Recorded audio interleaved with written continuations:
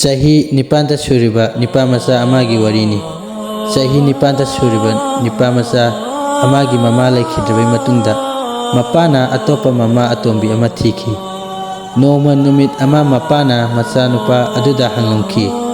Macha thoi anaubi atombi asina phabra natraga hanagi namaduna phabra. Angangduna yamna pukning nungsina pirang sintraga kumlaki. Hanagi ariba imadudi macin yamna thi. Aduga anaubi atombi imasidi macin thide oidaba haide achumba tahai. Mapaduna madudi matau karamna.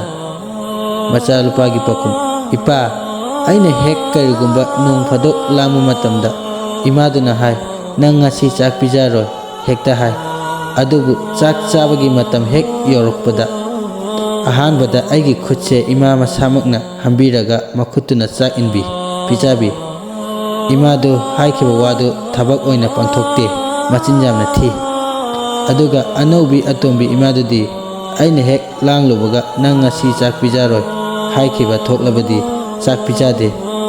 Ima anaubi dudi macin suthide oidabasu ngangde.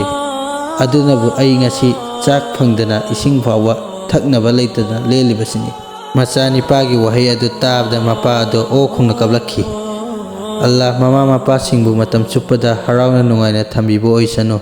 Aduga mama mapa laikhidraba singi mama mapa busu jannat ki awangba thak aduda pinabibo oisano.